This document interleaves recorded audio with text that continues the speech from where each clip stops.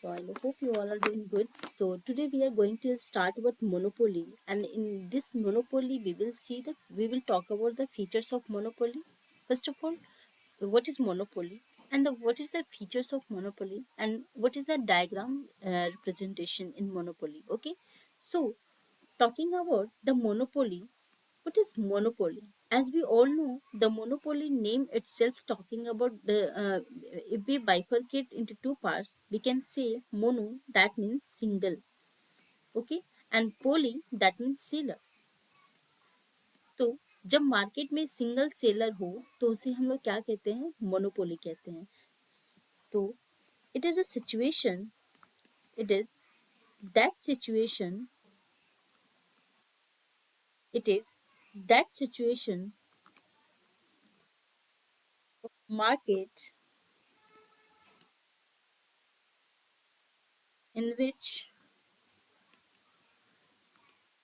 there is single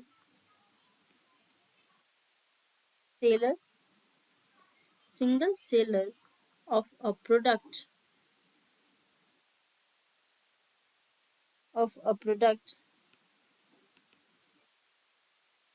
with no substitutes okay, in the market. इसका मतलब ये है कि it is that situation of market, ये मार्केट का ऐसा सिचुएशन है इन विच दे इज सिंगल सेलर, जहां मार्केट में सिंगल सेलर हो प्रोडक्ट का. ठीक है, single seller in the sense कि जो प्रोडक्ट बना रहा है, जो मैन्युफैक्चर कर रहा है, वो मात्र एक ही सेलर है, मात्र एक ही प्रोड्यूसर है, विथ नो क्लोज सब्स्टिट्यूट्स, और इसका कोई क्लोज सब्स्टिट्यूट्स भी नहीं है. जैसे अगर मार्केट में आपने देखा होगा कि बहुत तरह के प्रोडक्ट डिफ्रेंशिएशन होते हैं, जैसे कि अगर एग्जांपल में बात करूं तो जैसे पेप्सोडेंट, और क्या हो सकता है, कोलगेट. या बात करें कोल्ड ड्रिंक में तो एक होता है जैसे कि स्प्राइट. ठीक है, स्प्राइट. या बात कर ले कि कोल्ड ड्रिंक में बात कर ले, स्प्राइट हो गया या माजा हो गया. एक तरह से क्या, ये प्रोडक्ट डिफरेंशिएशन, ये क्लोज सब्स्टिट्यूट्स है. ठीक है, लेकिन अगर बात मोनोपोली की बात करें तो इसमें कोई क्लोज सब्स्टिट्यूट्स नहीं होता है. इसलिए ये मोनोपोली में क्या होता है, this is price, under monopoly this is what, price maker. जैसे हम लोगों ने प्रोडक्ट परफेक्ट कंपटीशन में देखा था कि परफेक्ट कंपटीशन में क्या होता है, प्रोड्यूसर या सेलर जो होता है वो क्या होता है, प्राइस टेकर होता है. टेकर इन द सेंस कि जो भी मार्केट में इंडस्ट्री के द्वारा प्राइस जो डिटरमाइंड हो गया, वही प्राइस हर एक फर्म को लेना है. ठीक है. Now talking about the features of the monopoly, features of monopoly. ठीक है. So what are those features of monopoly? If we see, the first features is what? One seller, one seller, and large number of buyers. ठीक है, one seller and large number of buyers. इसका मतलब ये हुआ कि जो market में जो प्रोडक्ट बना रहा है वो क्या है, वन सेलर है. सिर्फ और सिर्फ एक ही सेलर है जो प्रोडक्ट को बेच रहा है, लेकिन लार्ज नंबर ऑफ क्या है, बायर्स है. ठीक है, लार्ज नंबर ऑफ बायर्स होने के कारण ये क्या करता है, इसमें जो होता है वो प्राइस डिस्क्रिमिनेशन होता है. ठीक है, price discrimination in the sense, we can say that practice of charging different price from different consumers for a same commodity. ठीक है, जैसे अगर मैं प्राइस डिस्क्रिमिनेशन की बात करूं तो ये एक प्रोडक्ट है. ठीक है, एक प्रोडक्ट है जो होमोजीनियस है, because we all know under monopoly product is just a kind of homogeneous product. okay, homogeneous है. और नंबर ऑफ सेलर्स क्या है, सिंगल सेलर. ठीक है, सिंगल सेलर है. और नंबर ऑफ बायर्स जो है, लार्ज नंबर ऑफ बायर्स है. तो लार्ज नंबर ऑफ बायर्स जो है, ये प्रोडक्ट का अलग अलग चार्ज करते हैं अलग अलग बायर से. तो इसे हम लोग कह सकते हैं कि प्राइस डिस्क्रिमिनेशन होता है मोनोपोली में. ठीक है, और दूसरी बात कि one seller and large number of buyers होने का कारण भी होता है मोनोपोली जो है अपना ही एक ये प्राइस जो है जितना मन चाहे वो चार्ज कर सकता है. So price what ever he want he can charge. क्योंकि मोनोपोली में क्या है, एक इसका मोनोपोली चलता है मार्केट में, क्योंकि वो single being a single seller he can charge he can charge high price for a same commodity. Okay, तो मोनोपोली में क्या हो गया, जैसे हम लोग ये भी कह सकते हैं कि अब इसका मतलब ये नहीं, अगर अगर बात करें जैसे अब हम डायग्राम में आगे बताएंगे कि इसका डायग्राम जो होता है, जैसे डिमांड कर्व जो होता है वो डाउनवर्ड स्लोपिंग होता है. तो ये कह सकते हैं कि हाँ वो ठीक है, प्राइस ज्यादा चार्ज तो कर सकता है, ठीक है, even a small quantity, but इसका मतलब ये नहीं कि इसका मतलब ये नहीं कि वो अगर प्राइस को कंट्रोल कर रहा है तो क्वांटिटी को भी कंट्रोल करे. ठीक है, कैसे? क्योंकि हम लोग जानते हैं कि जैसे कि डिमांड कर्व होता है मोनोपोली में, वो डाउनवर्ड स्लोपिंग होता है. तो यदि वो प्राइस को हाई रखता है तो क्वांटिटी को कम रखना पड़ेगा, क्योंकि अगर वो प्राइस को क्योंकि अगर वो प्राइस को हाई रखेगा तो उसकी क्वांटिटी जो है थोड़ा कम रखना पड़ेगा, तभी वो रेवेन्यू बना सकता है. अगर वो दो काम करके वो प्रॉफिट मैक्सिमाइज कर सकता है. तीसरा क्या है कि वो सेल्स को यदि वो सेल्स को इंक्रीज करे तो प्राइस को क्या हो, कम रखना पड़ेगा. तो in this way also we can say he can make profit by sales maximisation. Right. Now third, second features restriction on entry of new firm. Restrictions on entry on new firm. New firm जो है मतलब इसमें entry and exit नहीं है. इसमें entry है ही नहीं तो फिर एग्जिट की बात नहीं होता है. जिसमें अगर मोनोपोली की बात करें तो ऐसा नहीं है कि सिर्फ सिंगल सेलर है. Single seller in the sense कि या तो वो ग्रुप में हो, ठीक है, ग्रुप में हो, ज्वाइंट वेंचर अपनाकर एक तरह से सिंगल सेलर की तरह काम कर रहे हो, ठीक है. और ये ग्रुप जो है, ये सारा ग्रुप जो है ये प्राइस डिटरमाइन करेंगे और उसी प्राइस पे क्या है क्वांटिटी को सेल करेंगे. ठीक है.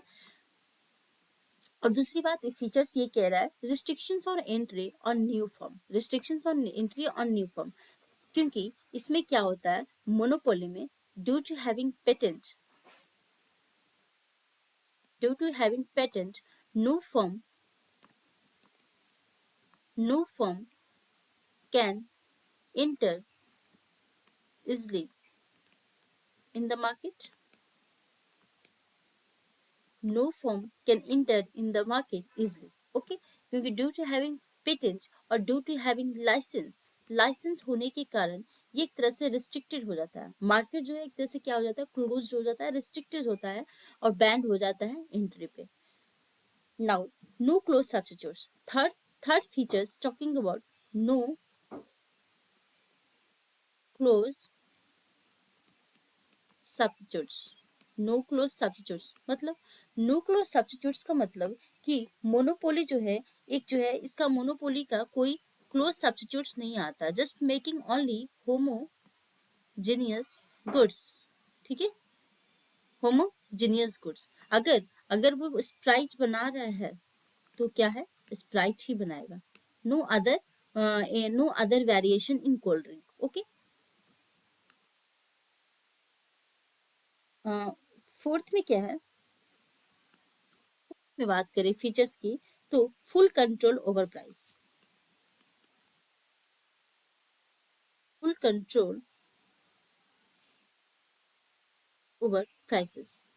फुल कंट्रोल ओवर प्राइसेस का मतलब कि जैसे मैंने बताया फीचर्स में कि मोनोपोली जो है वो सिंगल सेलर होने के कारण उसका मार्केट में फुल कंट्रोल रहता है. क्योंकि हम लोगों ने परफेक्ट कंपटीशन में क्या देखा था, परफेक्ट कंपटीशन में ये देखा था कि बहुत सारे नंबर ऑफ सेलर्स होने के कारण क्या है, वो एक तरह से फुल कंट्रोल मार्केट पे नहीं रहता है. ठीक है, फुल कंट्रोल मार्केट पे उसका नहीं रहता है. क्योंकि अगर फर्म ए क्या करता है जानबूझकर प्राइस को इंक्रीज कर दे, प्राइस को राइज कर दे, रेज कर दे, ताकि वो मैक्सिमम प्रॉफिट अर्न कर सके। लेकिन बायर्स क्या होते हैं, बायर्स के पास परफेक्ट नॉलेज होता है, ठीक है, बायर्स के पास परफेक्ट नॉलेज होने के कारण वो इमीडिएटली फर्म बी के पास शिफ्ट हो जाता है। क्योंकि वो क्यों ही खरीदना चाहेगा हाई प्राइस पे, जब उसको सेम क्वांटिटी, सेम गुड जब फर्म बी के पास मिल रहा है। बट मोनोपोली में ऐसा नहीं होता है, क्योंकि मोनोपोली में कंज्यूमर के पास कोई ऑप्शन नहीं होता है। मोनोपोली में कंज्यूमर के पास कोई ऑप्शन नहीं होता है और वो शिफ्ट नहीं कर पाते हैं, ठीक है। तो इसलिए एक मोनोपोली के पास पावर होता है कि वो जो जो चाहे वो प्राइस को चार्ज करे, और वो जो चाहे क्वांटिटी को सेल करे, ठीक है। तो under monopoly we can say sellers have sellers have full seller has full control over price, okay, full control over price on the in the market.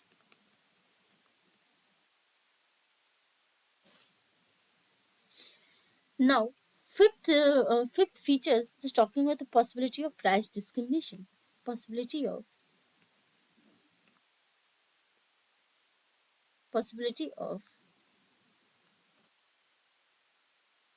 price discrimination. Price discrimination का मतलब क्या? As I told that price discrimination is just a practice of charging different price. ठीक है? Price discrimination का मतलब ये हुआ कि different consumer से different price को charge करना. Price different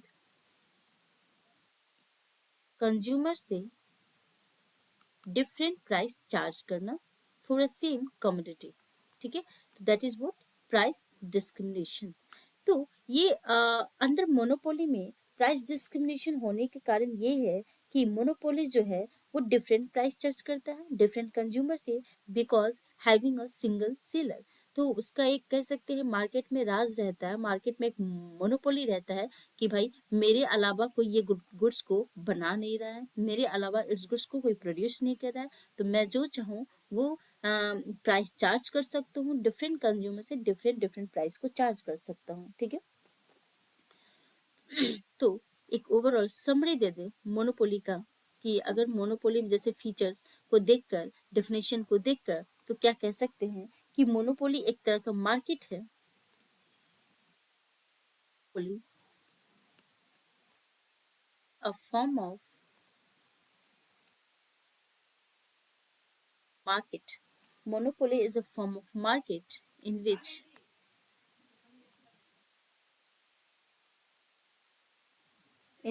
there is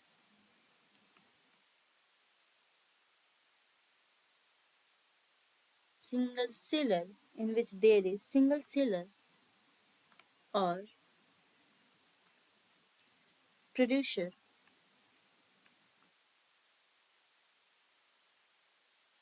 or producer of a commodity. There are no close substitutes. As I talked in, as I talked about no close substitutes in feature itself, there are no close substitutes. There are no close substitutes of the monopoly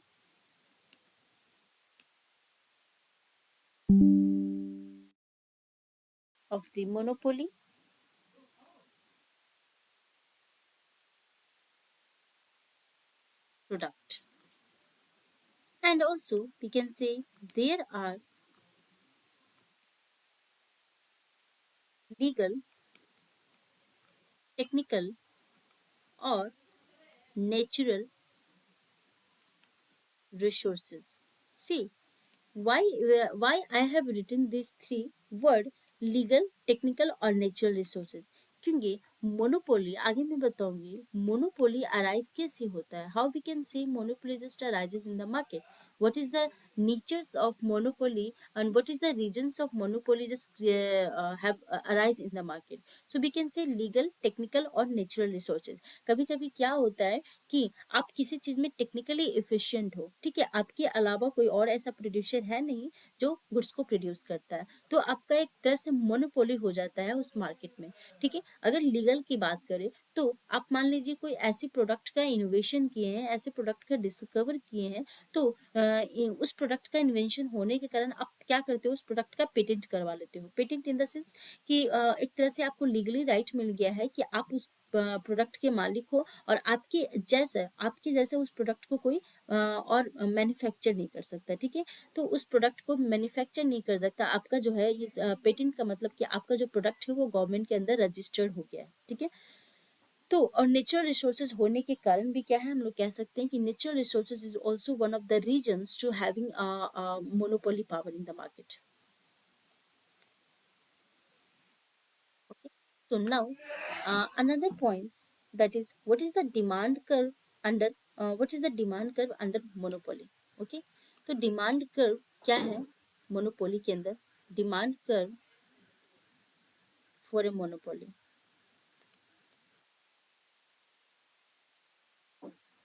monopoly firm, demand curve for a monopoly firm. Okay, full control over price, full control over price under monopoly. As I told, that full control over price under monopoly does not mean that monopoly can charge whatever the price he want. If he want to control over price, then he may not able to control on the quantity demanded. Okay, so we can say in this the graph is itself with downward sloping. Okay, downward sloping. So this is what demand market, demand curve. Okay, so DM, you can see that at this price this is P and this is what Q. Let's suppose if you are charging high price, that is P, then as a monopoly, being a monopoly, producer or sellers have to sell only Q quantity. And if you reduce, being a monopoly, if you reduce price from P to P1, then definitely you have to increase your quantity good, that is Q. So this is we can say, as monopoly just fall down their prices now of goods, then quantity of goods just immediately increases. Okay, so this is, in this way we can say demand curve of a monopoly firm is downward sloping.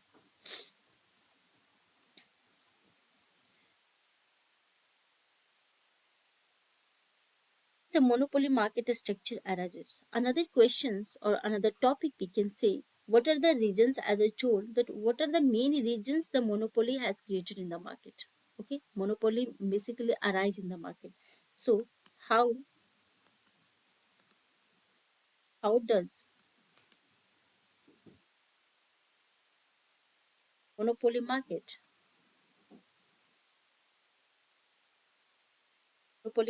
structure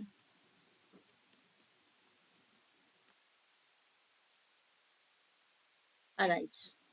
So what are those regions basically comes in under monopoly, that a monopoly arise? Okay, monopoly market structure arise. So we can say first of all, government, government licensing or government control. Government licensing and government control is one of the reasons among monopoly market structure, and then monopoly arises in the market. Okay, government licensing and government control क्या? Government licensing का मतलब होता है कि government जो है क्या करती है, government may grant may grant license license for the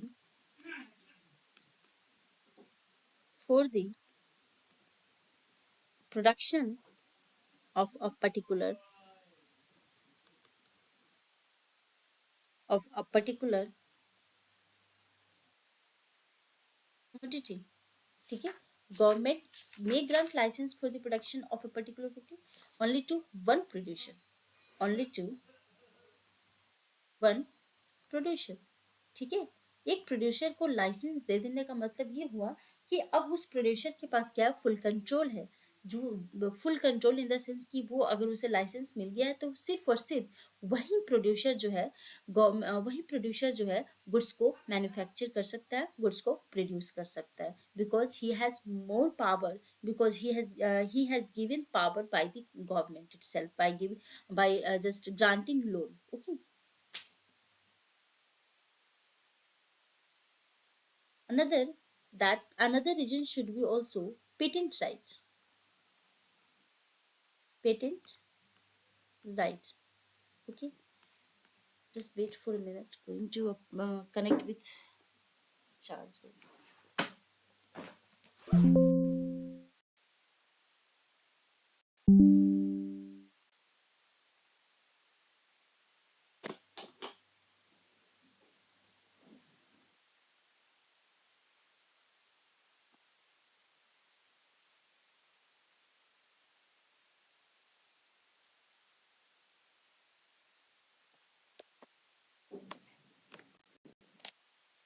ठीक, तो पेटेंट राइट की डिफिनेशन करें तो पेटेंट राइट क्या है, एक तरह से ऑफिशियल रिकॉग्नाइजेशन है। Is the official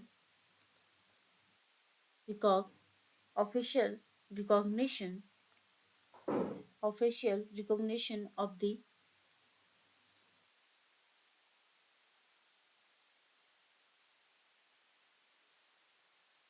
of the originators or innovators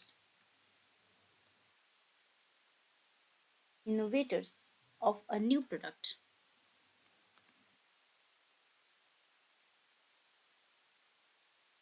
a new product or technology,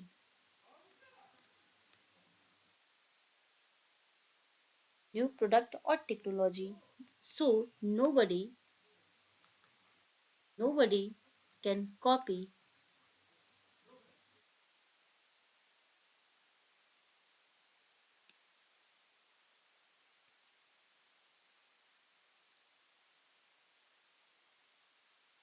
technology without obtaining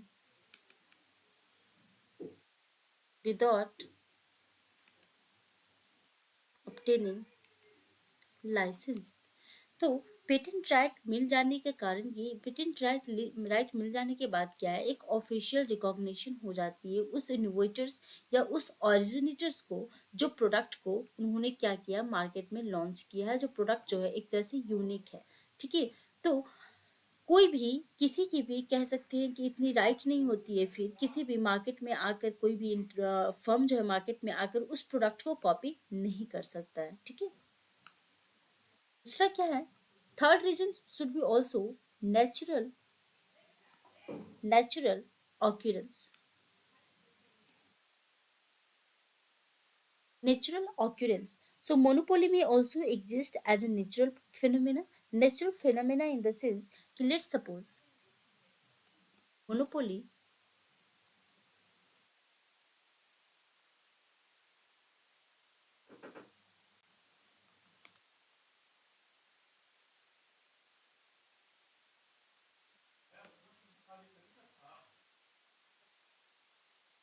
due to natural phenomena. Let's suppose that अगर मैं बात करूँ कि एक विलेज है, एक क्या है, विलेज है, उस विलेज में मान लीजिए उस विलेज में, या एक कह सकते हैं विलेज नहीं, कह सकते हैं कि मान लीजिए टाउन है, ठीक है। उस टाउन में एक ही नल है, ठीक है। और उस नल के पास जो क्या है, एक कह सकते हैं कि इंसान रहता है, तो उस नल के ऊपर जो उसका पूरा कंट्रोल है, ठीक है। और दूर दूर जो है एक गांव बसा हुआ है, ठीक है। तो कभी कभी पानी का दिक्कत हो रहा है, या कभी कभी कह सकते हैं वहाँ पानी प्रॉपर रूप से नहीं आ रहा है, प्रॉपर रूप में नहीं आ रहा है, तो क्या हो रहा है, यहाँ के विलेजर्स जो है यहाँ से पानी ले जाते हैं। तो क्या कह सकते हैं कि यहाँ जो है, यहाँ जो इंसान रह रहा है उसको क्या है, मोनोपोली है, उसका क्या है, मोनोपोली है इस पानी के ऊपर, इस वाटर अवेबिलिटी के ऊपर। तो ये कह सकते हैं कि नेचुरल ऑकरेंस के कारण भी, कह सकते हैं नेचुरल ऑकरेंस के कारण भी यहाँ पे मोनोपोली क्रिएट हो सकता है। हम्म Now, uh, why are patent rights granted? First of all, the question, the question, the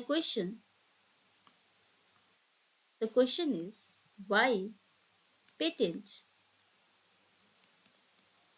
right? Why patent rights granted? Okay, patent rights are granted with the two views. If we see what are those two views, so patent right granted with two views. First of all, we can say encourage research and development. So encourage research and development, research and development को encourage करने के लिए, मतलब कह सकते हैं कि जिसको क्या है, मानिए जो भी ओरिजिनेटर्स है या जो भी इनोवेटर्स है, उसे क्या मिल गया, उस प्रोडक्ट के ऊपर पेटेंट मिल गया। पेटेंट इन द सेंस कि अब गवर्नमेंट की तरफ से एक लाइसेंस मिल गया है कि और न्यू फॉर्म या और कोई अदर फॉर्म जो है इस प्रोडक्ट का कॉपी नहीं कर सकता है।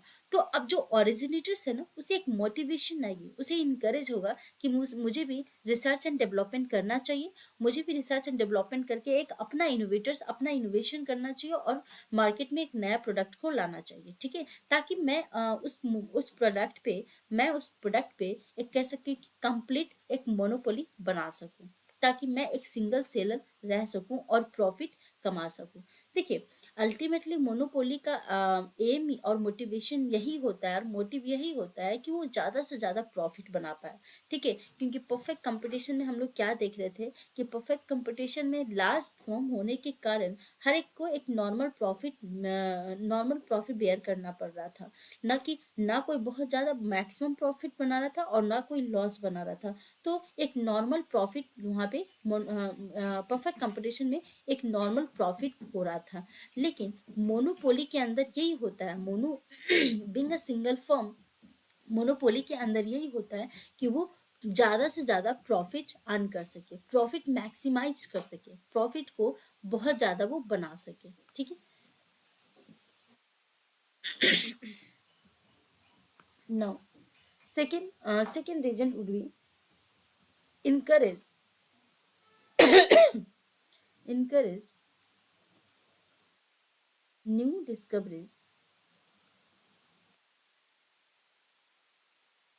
encourage new discoveries and innovation,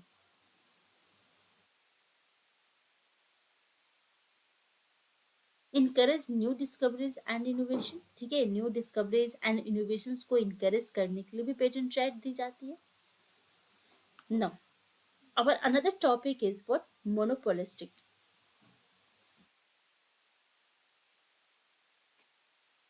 What is monopolistic? See, monopolistic is the combination of perfect competition and monopoly. So it is a combination, it is a form of market in which both is the combination of monopoly, it is a combination of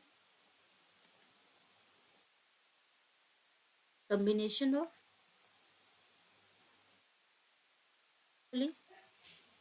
and perfect competition. Perfect competition. It is the features of both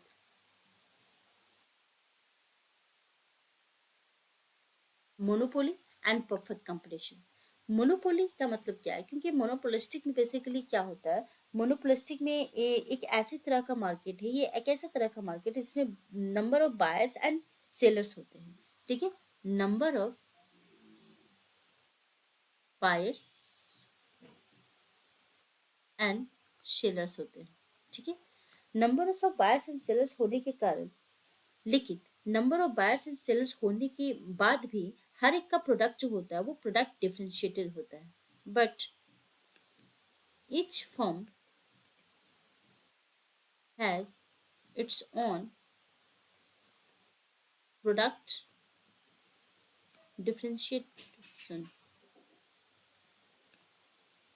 product differentiation. अब ये product differentiation कैसे arise होता है, कैसे create होता है? Basically कह सकते हैं कि देखिए, एक तरह का गुड्स तो प्रोड्यूस कर रहे हैं, लेकिन एक सबका ब्रांड जो है, ब्रांड अलग अलग है। ब्रांड अलग अलग होने के कारण क्या हो सकता है, ये प्रोडक्ट डिफरेंशिएट हो जाता है। ठीक है, जैसे कि बात करें एग्जाम्पल में, कोलगेट, क्लोजअप, पेप्सोडेंट, ये क्या है, सब एक तरह का गुड है। ठीक है, सब एक ही काम करता है, सब तुत तुत करने में क्या काम आता है, लेकिन सबका जो वेरिएशन है क्या है, अलग अलग है। सबका जो ब्रांड है वो क्या है, अलग अलग है। Got it? Okay.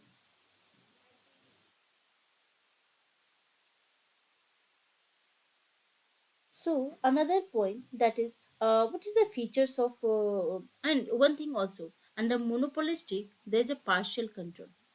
Partial control, ठीक है, पार्शियल कंट्रोल होता है। Partial control in the sense कि we can see under monopolistic competition having partial control, because under partial control no one can have full control और no one can no control। तो partial control होने का मतलब, क्योंकि brand है, सबका एक ब्रांड है, तो एक अपना पार्शियल कंट्रोल रखता है, एक अपना कंट्रोल रखता है उस प्रोडक्ट के ऊपर। और partial control in the sense we also see that large number of firms जो है, लार्ज नंबर ऑफ फर्म्स होने के कारण एक पार्शियल कंट्रोल हो पाता है, ना कि फुल कंट्रोल। फुल कंट्रोल तब होता है जब वो सिंगल सेलर मार्केट में रहता है। Okay. Features of monopolistic, features of monopolistic की बात करें तो large large number of buyers and sellers. जैसे कि मैंने डिफिनेशन में ही बताया, large number of buyers and sellers, as under perfect competition there are large number of buyers and sellers, so also the size of each firm is small। see, basically क्या होता है कि perfect competition में large number of firms, large number of sellers होते हैं, लेकिन firm का जो साइज होता है वो क्या होता है, स्मॉल होता है। ईच फर्म का जो साइज होता है वो स्मॉल होता है। ठीक है, तो each firm has limited share of market. इसमें क्या होता है, ईच फर्म जो साइज होता है, फर्म का जो साइज होता है वो क्या होता है, कह सकते हैं फर्म का जो साइज होता है वो स्मॉल होता है। तो each firm has limited limited share limited share in the market, right? Limited share in the market। Product differentiation, another features is what, product differentiation। अब प्रोडक्ट डिफरेंशिएशन क्या, प्रोडक्ट डिफरेंशिएशन का मतलब वही कि प्रोडक्ट डिफरेंशिएशन का मतलब यही होता है कि distinct features of monopolistic competition. Different differentiation implies that rival firm are selling product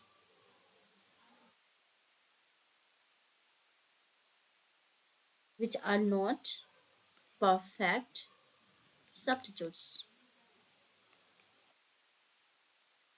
but close substitutes. ये काफ़ी इंपॉर्टेंट है, क्योंकि हम लोगों ने देखा कि मोनोपोली में कोई भी क्लोज सब्स्टिट्यूट्स नहीं होता है।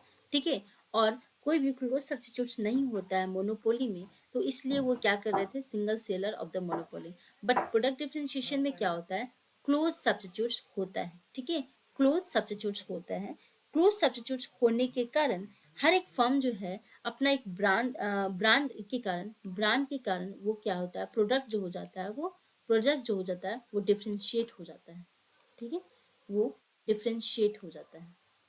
तो एक हम लोग कह सकते हैं कि मोनोपोलिस्टिक में फीचर्स, एक ये भी फीचर्स है कि product differentiation, due to having number of brand in the market, monopoly, due to having number of brand in the market, there is what, product differentiation. Now third feature is what, selling cost. अब selling cost क्या होती है?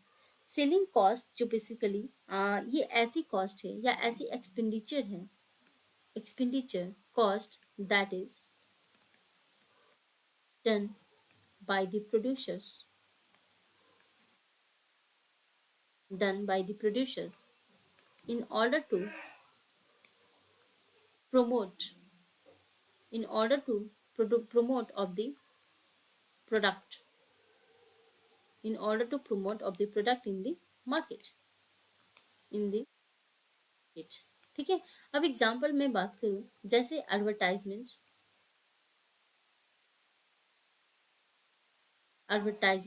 Cost. ठीक है। जैसे क्या होता है कि सेलिंग कॉस्ट वैसी कॉस्ट होती है जो प्रोडक्ट को प्रमोट करने के लिए बनाया गया हो। ठीक है। प्रोडक्ट को प्रमोट करने के लिए जैसे एडवर्टाइजमेंट वगैरह की गई, तो उसे हम लोग क्या कहते हैं? सेलिंग कॉस्ट कहते हैं। ठीक है। Fourth one is downward downward sloping demand curve. Downward sloping demand curve. अब हम लोगों ने देखा था कि मोनोपोली में जो होता है, मोनोपोली में जो डिमांड कर्व होता है वो क्या होता है? डाउनवर्ड स्लोपिंग होता है। तो in the same way monopolistic में भी क्या होता है? डाउनवर्ड स्लोपिंग होता है। लेकिन थोड़ा सा डिफरेंस ये है कि मोनोपोलिस्टिक में क्या होता है? डिमांड कर्व डाउनवर्ड स्लोपिंग होता है। लेकिन थोड़ा सा डिफरेंस ये है कि अंडर मोनोपोली डिमांड कर्व जो होता है वो थोड़ा स्टीप होता है, but under monopolistic demand curve जो होता है एज कंपेयर टू मोनोपोली थोड़ा फ्लैट होता है। ठीक है। थोड़ा फ्लैट होता है। तो ये होता है डाउनवर्ड स्लोपिंग। वही वही बात है कि अगर प्राइस हाई रखेगा तो क्वांटिटी को कम सेल करना पड़ेगा, लेकिन थोड़ा सा क्या होता है? मोर फ्लैटर होता है as compare to monopoly. Now another important features under monopolistic is what? Non price competition। Non price competition. Non price competition का मतलब क्या? नन प्राइस कंपटीशन एक कह सकते हैं कि firms basically avoid getting into price war. इसमें एक प्राइस वॉर नहीं होता है। ठीक है। प्राइस वॉर नहीं होता है। ठीक है। जैसे आप ओलिगोपोली में देखेंगे कि क्या होता है? प्राइस वॉर होता है कि अगर फर्म ए ने प्राइस को राइज कर दिया तो फर्म बी जो है प्राइस राइज नहीं करते हैं। फर्म अगर ए प्राइस फॉल करते हैं तो फर्म बी जो है वो भी प्राइस को फॉल करते हैं। तो वो एक तरह से प्राइस वॉर क्रिएट हो जाता है मार्केट में। लेकिन मोनोपोलिस्टिक में क्या है? नन प्राइस कंपटीशन होता है।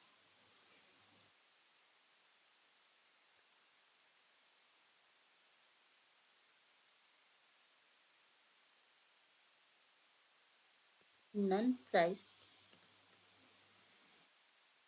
Competition. Non price competition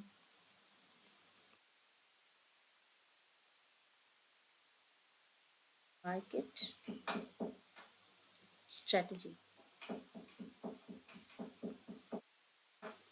adopted by a firm to increase adopted by a firm to increase its market share, okay, by promoting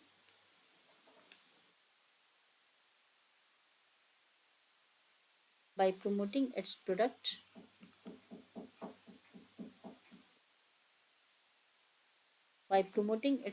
through through advertisement और publicity। हम्म। तो ये कह सकते हैं नन प्राइस कंपटीशन एक तरह से मार्केट स्ट्रेटजी है जो फर्म जो है अडॉप्ट करते हैं to increase its market share by promoting its market product. ठीक है। मार्केट शेयर को कह सकते हैं कि मार्केट शेयर को इंक्रीज करने के लिए जब फर्म जो है एडवर्टाइजमेंट करती है, पब्लिसिटी करती है गुड्स को प्रमोट करने के लिए, नन प्राइस कंपटीशन। तो उसमें नन प्राइस कंपटीशन कोई प्राइस वॉर नहीं होता है। प्राइस वॉर नहीं होता है। Okay. freedom of entry, another features that is very very important, freedom of entry and exit. जैसे हम लोगों ने मोनोपोली में देखा था कि उसमें एंट्री, इसमें फ्रीडम ऑफ एंट्री नहीं होता है, ओके। लेकिन मोनोपोलिस्टिक की बात करें तो firms are free to enter the industry और leave it, firms are freely have freedom, firms have free freedom to enter in the market or industry or leave it. So this is what freedom of entry and exit. Okay.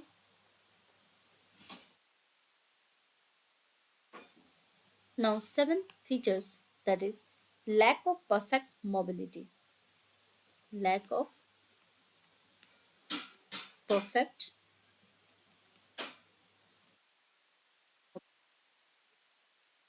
Lack of perfect mobility का मतलब ये हुआ कि factors of production जो होता है ना वो परफेक्टली मोबाइल नहीं करता है, ठीक है। Factors of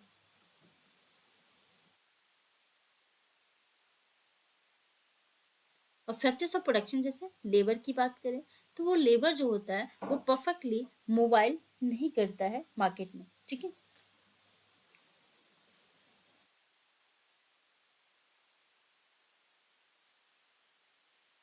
another features that is lack of perfect knowledge. Lack of perfect knowledge का मतलब ये हुआ कि जो भी बायर्स होते हैं मार्केट के बारे में कंप्लीटली नॉलेज नहीं होता है। क्यों? क्योंकि हम लोगों ने देखा था due to posing, due to having brand, due to having brand of product, product का एक अपना अपना ब्रांड होता है, प्रोडक्ट का अपना अपना ब्रांड होता है, तो उस सेलर्स के पास एक कंप्लीट नॉलेज नहीं हो पाता, परफेक्ट नॉलेज नहीं हो पाता है, ठीक है।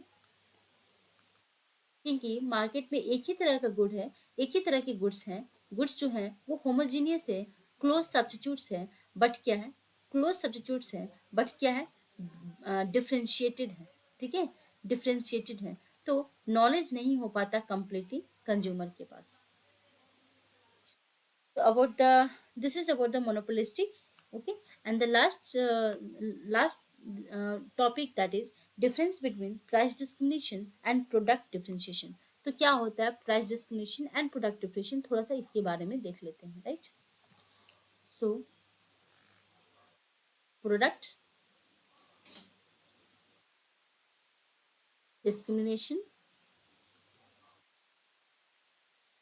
एंड